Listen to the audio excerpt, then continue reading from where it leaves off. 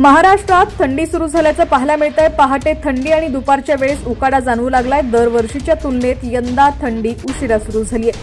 पावसाच्या उघडीपीनंतर कोरडं हवामान पाहायला मिळतंय। उत्तरेकडील थंड हवा महाराष्ट्राकडे येऊ लागल्यानं किमान तापमानात घट झालेली आहे। खानदेशासह राज्याच्या उत्तरेकडील जिल्ह्यात पारा 14 अंशाच्या खाली आल्यानं गारठा वाढू लागलाय। परंतु बंगालच्या उपसागरात निर्माण झालेल्या नवीन चक्रीवादळामुळे पुढील 24 तास महत्त्वाचे आहेत।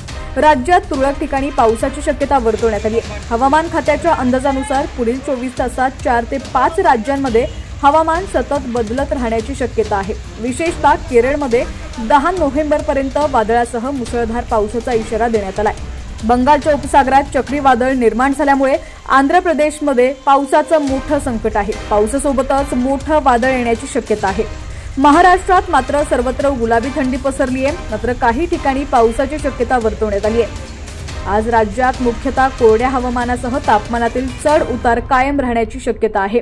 दुपारच्या वेळी उन्हाचा चटका कायम राहणार असून पारा 30 अंशाच्या पार असला तरी तापमानात घट होत आहे। शनिवारी सकाळपर्यंतच्या 24 तासांमध्ये ब्रह्मपुरी इथं 33.9 अंश सेल्सिअस कमाल तापमानाची नोंद झाली आहे। धुळे येथील कृषी महाविद्यालय इथं राज्याच्या हंगामात नीचांकी तापमान नोंदवलं गेलंय। आयएमडीनं हरियाणा, पंजाब, राजस्थान, दिल्ली, बिहार आणि उत्तर प्रदेश भागात पर्वतीय वाऱ्यांमुळे थंडी वाढण्याचे संकेत दिलेले आहेत। हवामान खात्याच्या मते रविवारपर्यंत थंडी अधिक वाढेल। शिवाय पुढील 24 तासात तामिळनाडू, केरळ, कर्नाटक, अंदमान आणि निकोबार बेटांवर वादळासह मुसळधार पाऊस पडण्याची शक्यता आहे।